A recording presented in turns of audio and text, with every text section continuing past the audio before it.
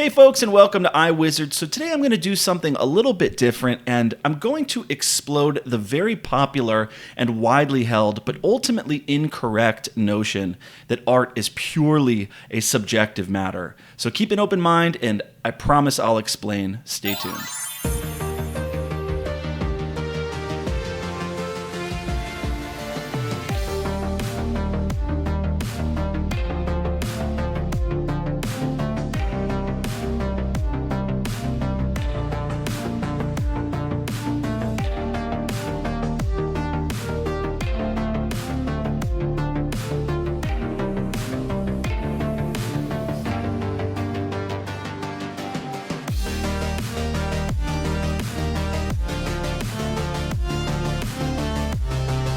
All right, Jordan here. Welcome back. So I've wanted to make this video for quite a while, not only to bust a popular myth, but also because I'm just interested generally in the philosophy of aesthetics and this question of what factors contribute to artistic quality. What makes a work of art truly great? Why are some works of art considered timeless or great or canonical, or even just something as basic as entertaining, whereas others are considered inferior or boring or poorly paced?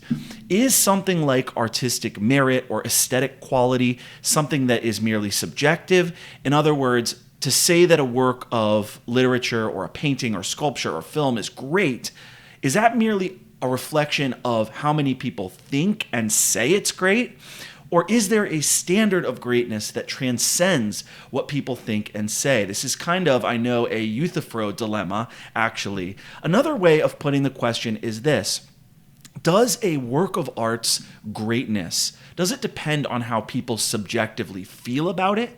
Or is there a way of saying that a work of art's greatness is objective? In other words, when I say that Shakespeare is a great writer or that Beethoven is a great composer, is that really entirely a subjective matter? Is Beethoven's greatness really just a matter of subjectivity or taste preference, meaning that if we all just decided tomorrow that Beethoven and Shakespeare suck, would that suddenly make them suck?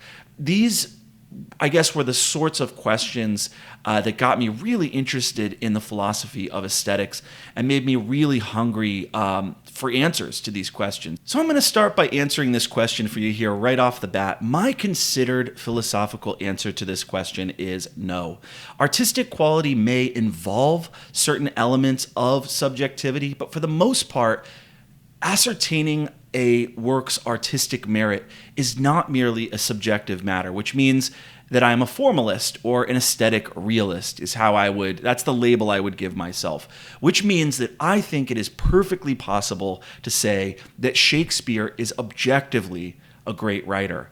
And I mean that in all seriousness. If you think that Beethoven's a shoddy composer or that Mozart's music is bad, you are actually wrong objectively, which I know is a controversial argument. So stick with me, try to follow the argument that I'm making. I'm going to unpack this, I promise. I'm going to explain why I'm an aesthetic realist and not an aesthetic relativist. I know it's shocking.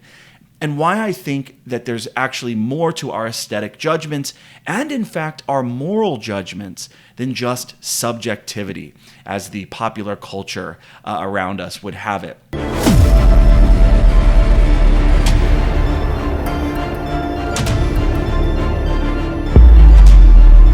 There's a really fascinating tendency that I've seen, especially among non-philosophy people, to regard anything that isn't like math or physics or one of the hard sciences, anything that requires a value judgment, to label that as something that's entirely subjective.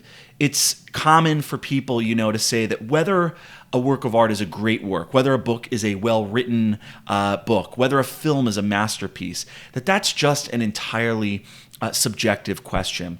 The claim that people make is that whether or not something is a great work of art or a beautiful painting, that's just in the eye of the beholder, right? In other words, the argument that they make is that judgments about beauty or quality or aesthetic greatness or even morality are relative to different individuals and are different for different cultures. Most people legitimately believe that it's possible for a painting to be beautiful in America, but not beautiful in China or Afghanistan or Mozambique, which would mean that there are no universal criteria for what constitutes beauty. Everything's just arbitrary and dependent on what people subjectively feel in a given culture. It just depends on the time, the place, and the values of the people involved.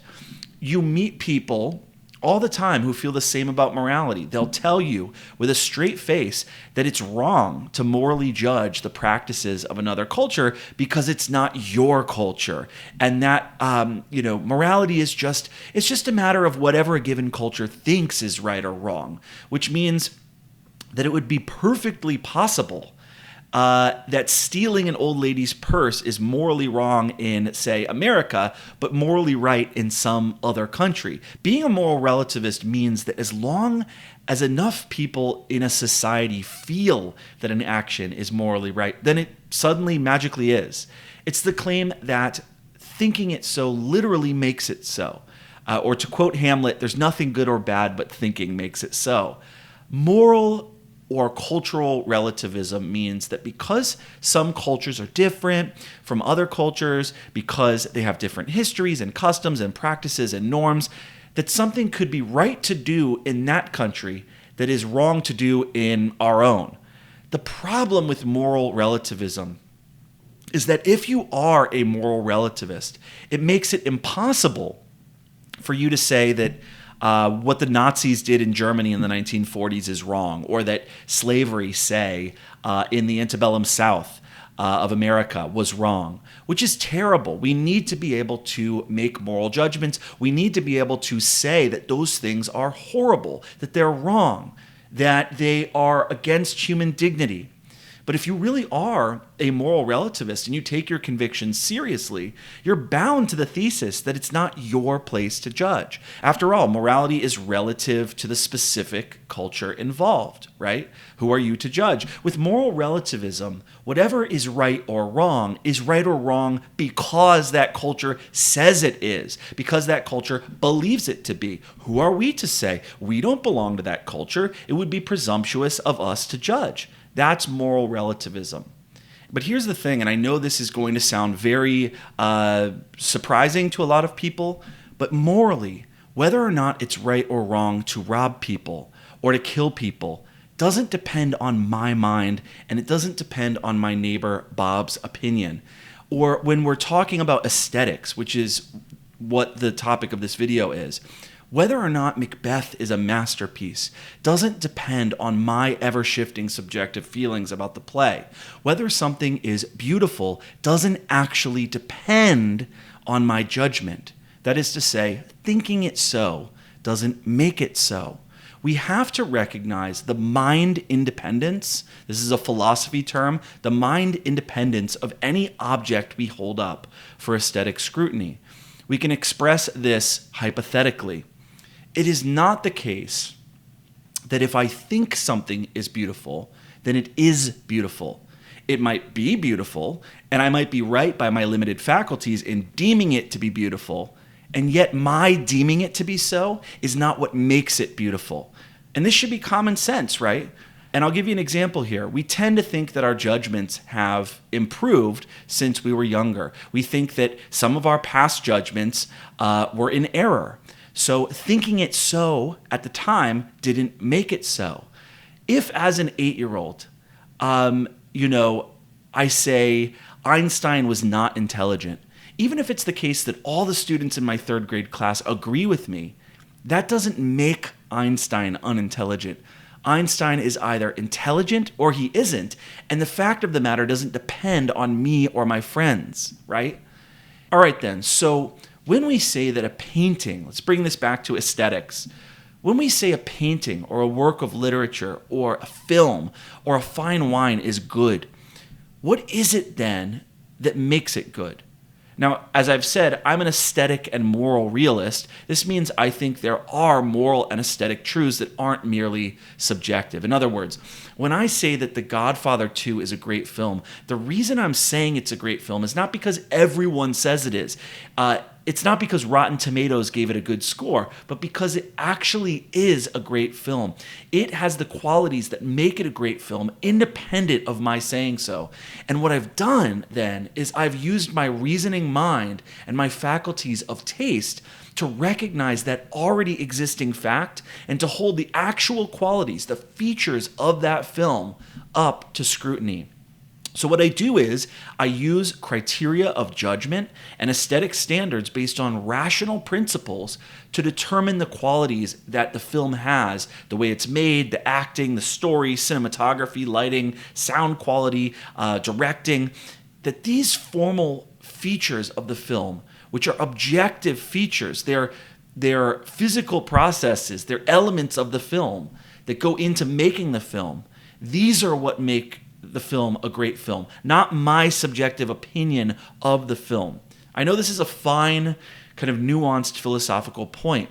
To make authoritative judgments, to have taste, we have to focus on the elements present within the aesthetic object. And we have to have a set of aesthetic or moral standards based on rational principles that align with the basics of our human nature. So to be more specific, I'm going to play you a clip of the philosopher Elizabeth Shellekins, and she's talking here on a podcast called Philosophy Bites, and she is expounding upon the 18th century philosopher David Hume's theory of aesthetics. Here we go. When we experience, for example, artworks aesthetically, we have a sensory impression, we have a perceptual response, and we might want to justify or explain or support our aesthetic judgments. And we do that, as do art critics, of course, by appealing to all sorts of qualities and features in the object that we're experiencing. So some of those features will be fairly uncontroversial, like color or shape or size, or just the way in which certain parts of a painting, for example, relate to one another. And other features will be what we call aesthetic qualities or aesthetic features. And they might have to do with the harmony of the colors, the balance in certain aspects of the composition, and so on. Okay, well, let's make it easy. I say it's a great painting, you say it's a terrible painting. Mm-hmm. That's a disagreement at a very general level. How do we resolve that, or how does Hume think we can resolve it, at least? Well, the first thing I think Hume would say is that he would need some kind of assurance that we are really exercising our faculty of taste, as he would call it here, so that we're not just engaged in personal preferences or kind of idiosyncratic inclinations. This is not the case of I tend to prefer this kind of artist or this kind of artwork and you tend to prefer something else. That we're operating this faculty, which he calls the faculty of taste, and that we are in the overall position that he wants us to be when we exercise that taste, so that we're free of prejudice, we have training in these matters, we can compare adequately, we have good sense, and some other features that he outlines. And if we're then, after all that, still disagreeing, then we come to what critics or art critics do every day, which is to start supporting our judgments by pointing to the features of the artwork. Now, those features can be, as I said, features that are uncontroversially in the object in some sense, or aesthetic qualities of the artwork, but they can also bring in various features about historical context in general. So then it becomes a kind of, may the best person win the aesthetic argument by appealing to features that are, at least in principle, available to all. And I want to piggyback on what Elizabeth Shellekins is saying about this. Saying I like this wine is not the same thing as saying this wine is good wine, or this wine is quality wine, or this wine is well made. Here's another way of looking at this. I do not personally enjoy or like the works of Thomas Pynchon. I find them a strain to read. I derive zero pleasure from reading a playwright like Samuel Beckett. And yet both Thomas Pynchon and Samuel Beckett are indisputably great writers. Despite my subjective taste preferences, okay, they're great writers. And I can determine this based on certain formal aesthetic criteria. Here, Shellekins, again, shares her own rational view of aesthetics, which very much align with my own. But is there any objective truth in our judgments? Right. Well, assuming that, as I said, that we are not talking about aesthetic preferences and that this is a bona fide aesthetic judgment, I think that there is a kind of correctness or appropriateness to be had. I think there are features in the object that we appreciate aesthetically that we can and we should point to in support of our aesthetic judgments. And I think that some qualities and some features, the way in which they interact and work together in certain artworks, for example, make certain value judgments more appropriate or more true, if you want to use that word, than others. What we do need to think about is what we mean by true and what we mean by objective, of course, and there would have to be some qualifications. This is not the truth or the objectivity of the natural sciences, but it is an important point nonetheless that we need to explore further. And I think she's absolutely right here. What she's saying is that our aesthetic judgments go beyond the mere subjective, and that to make authoritative judgments, to have taste, we have to focus on the elements present within the aesthetic object in question. And we have to have a set of aesthetic standards based on rational principles. Take any aesthetic object whose quality we might try to judge. Let's do wine, because people love to go wine tasting, and fancy people just love talking about wines. There are good wines and there are cheap, poor quality wines. Everyone knows this. A bottle of Chateau Cheval Blanc 1947 is absolutely going to be better from a flavor profile angle than a $6 bottle of Cold Duck. And an experienced, blindfolded wine taster can immediately detect poor quality wine. They can tell you how long the wine has been aged, what kind of wood has been used in the cask. They can tell you what kind of grapes were used and what kind of soil those grapes were grown in and what the climate is like and what region they were grown in. Now, invariably, a wine taster will use his or her senses. So I know that sounds very subjective. They have to use their taste faculty, their senses, to determine a wine's quality. And yet the wine's quality, which the taster determines based on the mind-independent components of the wine delivered as sense data to a refined palate, that is not a purely subjective matter. One can and should use sophisticated taste and expertise to square one's aesthetic judgments with the empirical facts, with the way that the aesthetic object is constructed. I want to touch on one final thing regarding truth and facts, the subjective versus the objective. I am not saying that normative claims or aesthetic value judgments are objectively true in the same way that 2 + 2 = 4 is true, or false in the same way that 2 + 2 = 5 is false. The fact that stealing is bad or that Shakespeare is a better writer than James Patterson, these may not be truths of the natural sciences, as Schellekens points out, but those judgments still correspond to truths nonetheless, and they're not relative truths, nor are these judgments merely subjective ones. Now, I want to back up and define the terms objective and subjective, because there are some claims that are purely subjective. For example, the statement, "green is my favorite color," is a subjective truth, because you can't dispute this. You can't say, no, green is not your favorite color, because that's just an internal preference. Or, for example, the claim, "I like eating stale bread." You can't dispute this. You can't say, no, you don't, because the statement, "I like eating stale bread," depends only on my own subjective preference for the taste of stale bread. But notice that most aesthetic claims go way beyond the merely subjective. If you go out to a movie, let's say we go see Waterworld together with Kevin Costner, which is widely considered to be one of the worst films of all time. Notice that when we exit the theater, I might say something like, "That movie was great." And you might say, "No, it definitely wasn't good at all." Notice that this is very different from a personal subjective preference for something. What you're actually saying is that the film wasn't made well, or the acting was bad, or the dialogue was phony, or the cinematography was bland.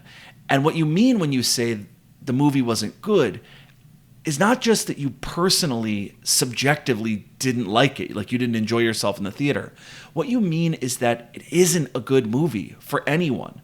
Not only do you not like it, but if other people like it, they really don't have good taste. They're not thinking clearly about what it is that makes a film worthy of praise and worth watching.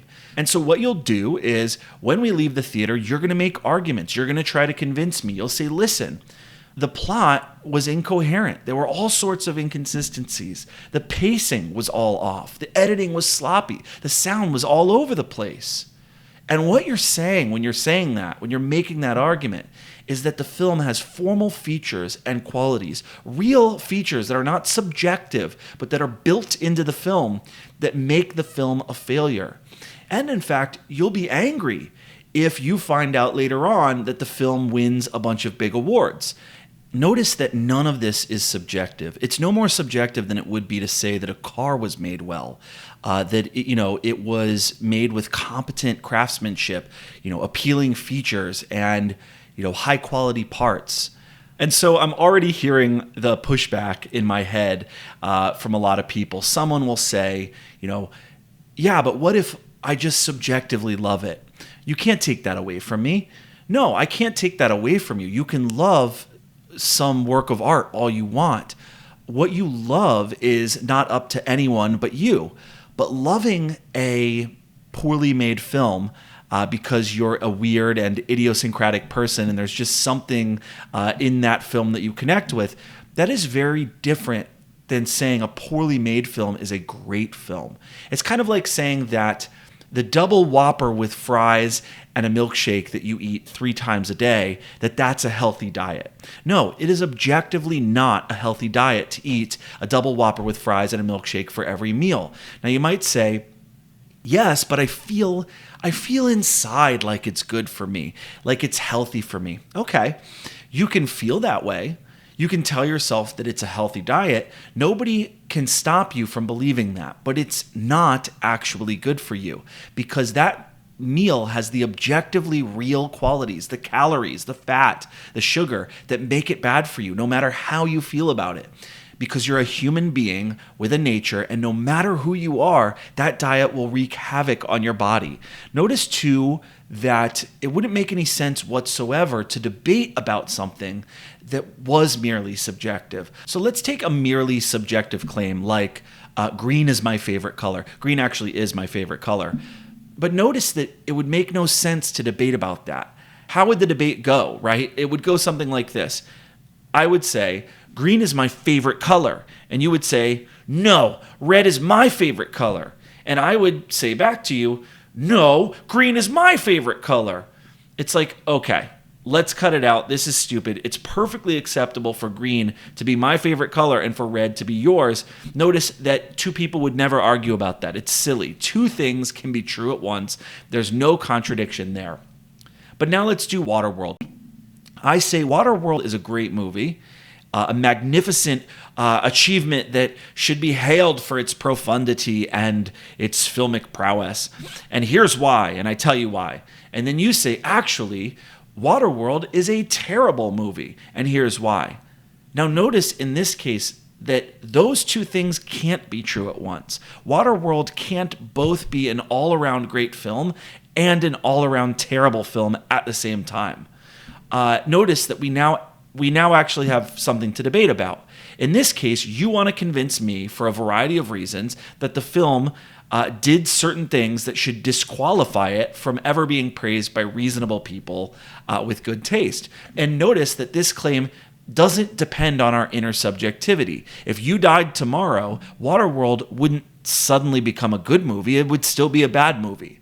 This is very different from saying, look, I get that Waterworld is a poorly made film, but I just, subjectively enjoy it. It gives me a warm, fuzzy feeling, and I like sitting around watching it. No one can dispute that. And notice, that claim depends entirely upon you. It's the same with, take anything. Take wine. Let's go back to wine. I have no idea personally how that Chateau Cheval Blanc 1947 would taste, and I don't even know if I would like it if I tried it because I don't have good taste in wine. My palate isn't sophisticated enough to know whether the ingredients are quality. In fact, I might like the $6 bottle of cold duck better, right? But that doesn't mean that the ingredients that go into making the cold duck are better ingredients. It just means that I'm not disposed to know any better. I'm ignorant, just like I would be if I tried to judge a professional figure skating competition. And again, when it comes to who performed best at the women's figure skating competition, even that is not a subjective matter, nor are the criteria or rubric that the judges use to score these skaters. There are standards of excellence and symmetry and grace and form and rhythm that are very difficult to master and that are very difficult for these athletes to live up to. And these standards are not actually arbitrary at all. So what's the difference then between an objective and a subjective truth? I've been bandying these terms about. So to do that, we have to get into a little bit of philosophy. I want to show you that aesthetic and moral value judgments are not merely subjective. And to do that, we have to talk about different types of truths. So we can figure out when I say it's true that Hamlet is a great work of art, what do I mean by that? So a subjective truth exists in our mind. It's related to our own thoughts and feelings, but it isn't universally true. An objective truth is a truth that isn't dependent on a person's thoughts, beliefs, feelings, or preferences. It's universally true. So 2 + 2 = 4 is true objectively. I think we all agree on that. It's true whether I want it to be true or not. It's not dependent on my or anyone else's experience. If I didn't exist, 2 + 2 would still express a correct mathematical relationship. So truths like 2 + 2 = 4, or even the tautology, all bachelors are unmarried. These are a priori truths. They're true prior to experience, which means their confirmation doesn't rely on experience or sense data. Now, you can certainly show people that 2 + 2 = 4 is true. You can demonstrate that via experience. Maybe you have some blocks on the floor and you can count them out and show someone. But the fact that 2 + 2 = 4, that's not a fact that's grounded in experience. A priori truths, to be more clear, are necessary truths. They're not contingent upon anything. They're true in all possible worlds, as they say in philosophy. And so to deny an a priori truth is actually to assert a logical contradiction. So the statement, all bachelors are unmarried, its negation, the proposition that some bachelors are married, would be incoherent because the concept of being married is tied to the concept of being a bachelor. Its subject is contained within its predicate. You can play around with the words if you want. Take 2 + 2 = 4. Feel free to change the word to Blork plus Blork = Schmork. We can agree together as a linguistic community to make different utterances. So from now on, we'll say Blork plus Blork = Schmork. That doesn't change a thing. We are still representing a correct mathematical relationship.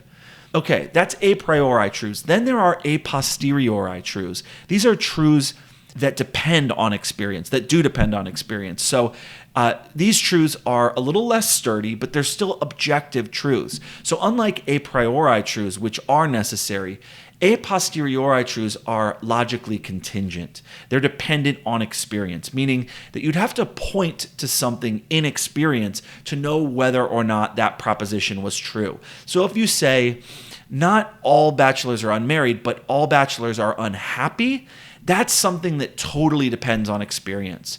So what would you have to do to figure out whether that statement was true or not? You'd actually have to go around the world, find all of the bachelors, and ask them if they're unhappy. Or take the proposition that Jordan, that would be me, Jordan is at home. Well, to know whether that's true, you'd have to come inside my house and confirm by your experience that I'm at home. So that's actually true. Right now, I am in fact at home. But notice the difference. If you denied right now that I'm at home, you'd be wrong because I am at home, but saying so wouldn't be a logical contradiction because I could just as easily not be at home.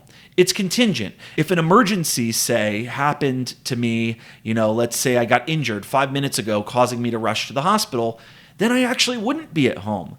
So again, you'd be wrong if you said that I'm not at home, but there's nothing illogical about the statement Jordan is not at home. That's not an illogical statement. It just, in this case, happens to be wrong, but it doesn't violate any rules of logic, notice. In fact, if you utter the proposition Jordan is not at home tomorrow morning, it'll be true because I'll be on my way driving to work. So propositions like tables exist, or all bachelors are unhappy, or even truths of the natural sciences like wolves are carnivores, or that Uranus has the largest axial tilt in our solar system. These are a posteriori truths. To confirm them, you need to point to them in experience. All right, finally, we get to the heart of the matter. There's a third type of truth, and these are called anthropocentric truths. Anthropocentric truths are truths that are true because of the kinds of creatures we are and the ways we interact with one another.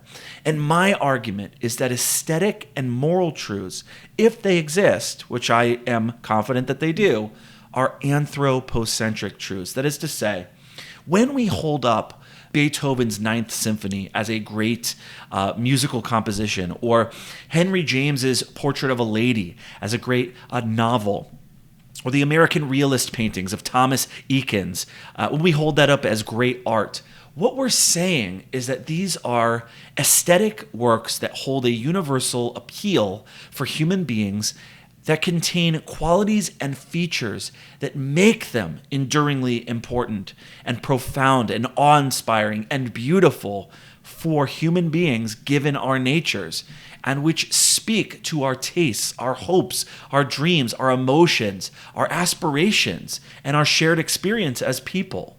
And what that means is that there are going to be some works of art that do not have those qualities. Unless you think that this theory that I'm propounding is, kind of pulled out of my ass or just made up, that it's some kooky theory that I hold, because you look around and most people disagree with me flatly.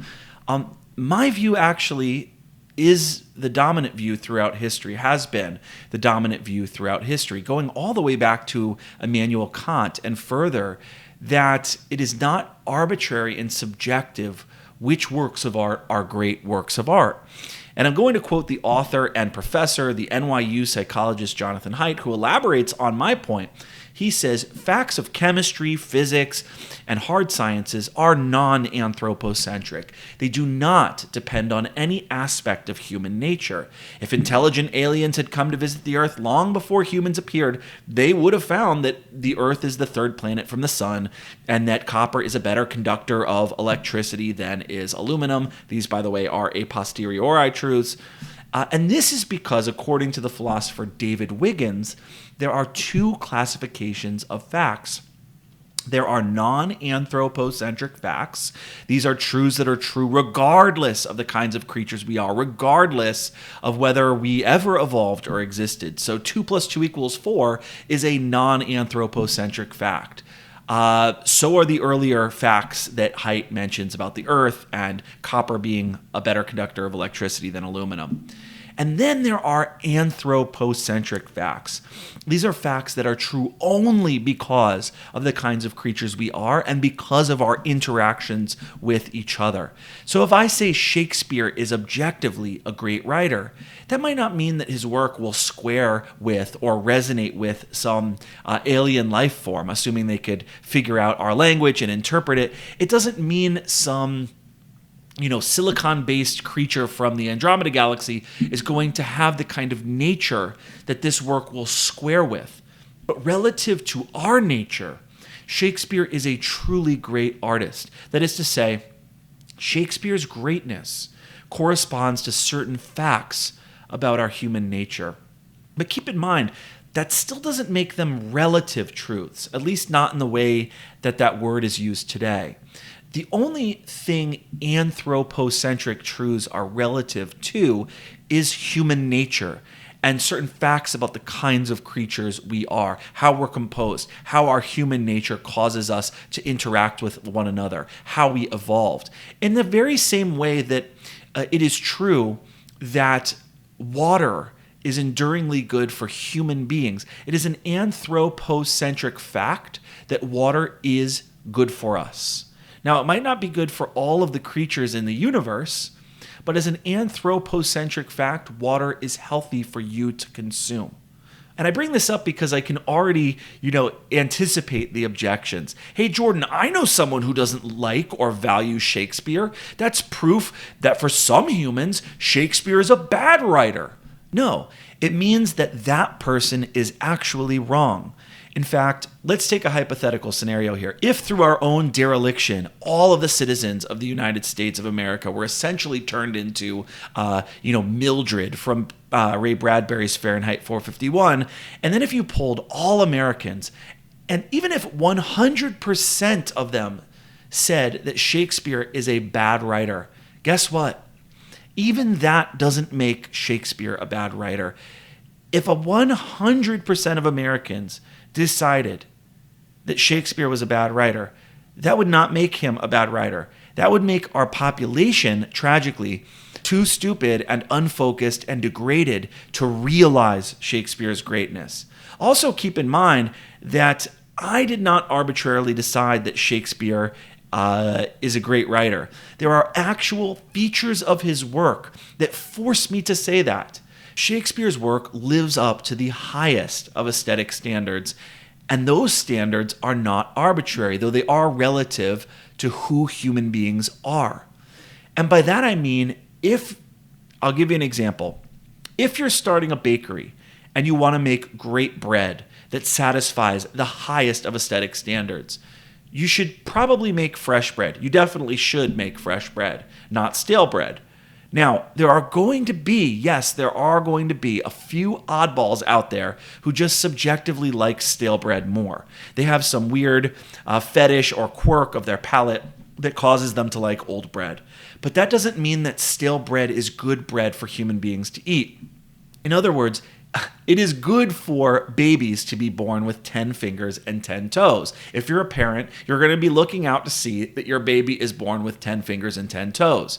Are some babies born with fewer than 10 fingers and 10 toes or more? Sure, but that doesn't mean that they have the right number of fingers and toes. Or the fact that some people have terrible vision doesn't mean that there aren't standards of excellent vision that we can test people on. In fact, if doctors didn't have a standard of what constitutes normal or excellent vision, they wouldn't be able to make corrective lenses for, say, my wife.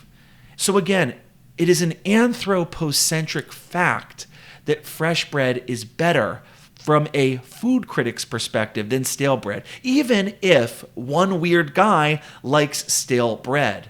Just like The Empire Strikes Back is an objectively better film than my film where I'm just staring at a camera for 3 hours, even if one guy happens to like my film better. So let's shift this on to literature. I said earlier that Shakespeare's work lives up to the highest of aesthetic standards.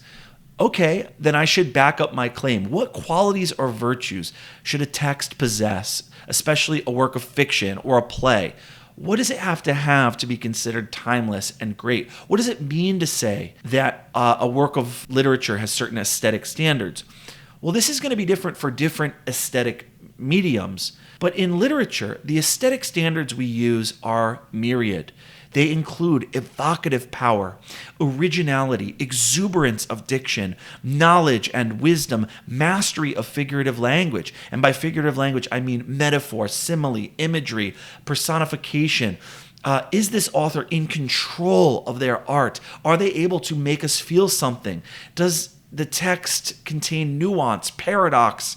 How is irony used? How is hyperbole used? Pun, alliteration. There are all sorts of literary elements. You can even talk about the story arc, the plot, the narrative structure, the strength of the author's allusions, the level of symbolism, the sophistication of linguistic constructions, the mood, the tone, human relevance. In other words, universality, the extent to which a work appeals to that which is central to our nature.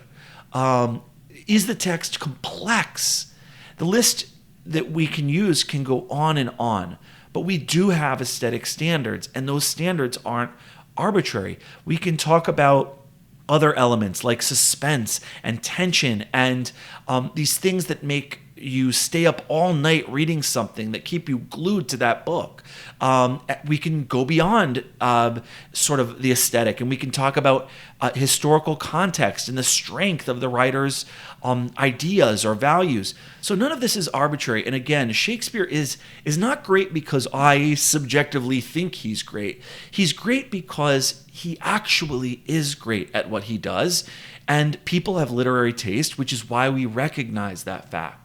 So I'll end here. I want to just end with a little bit of a reflection. I want to read you a brief passage from the philosopher of aesthetics, Nick Zangwill, because I kind of want to put the nail in the relativist coffin right now, and I would love for you guys to come over to my side and join the formalists and the realists. I make this video not to be pedantic, but because I really do want to convince you of my philosophical perspective. I want you guys to come over to my side. Nick Zangwill, he makes an interesting argument. He basically says that people who hold a relativist position when it comes to aesthetics, people who say that beauty it's all just in people's heads, thinking it so makes it so. If a culture thinks something is a good work of literature, then it just suddenly is. He says these are some of the biggest hypocrites in the world. And so here's Nick Zangwill writing in the Stanford Encyclopedia of Philosophy. He says, quote, "It's common for people to say that there's no right and wrong about matters of taste. 2 points, he says, ought to embarrass the relativist. In the case of judgments of beauty, relativist theory is wildly out of step with common practice. As with moral relativism, one can virtually always catch the professed relativist making non-relative judgments of beauty. For example, in their judgments about music and everyday household objects, relativists do not practice what they preach. Secondly, one thing that drives people to this implausible relativism, which is so out of line with their practice, is a perceived connection with tolerance or anti-authoritarianism. This is what they see as attractive in this philosophy. But this is upside down. For if it's all relative and no judgment is better than any other, then relativists put their judgments wholly beyond criticism, and they cannot err. Only those who think there is a right and wrong in judgment can modestly admit that they might be wrong, whereas the relativist cannot. What looks like an ideology of tolerance is, in fact, the very opposite.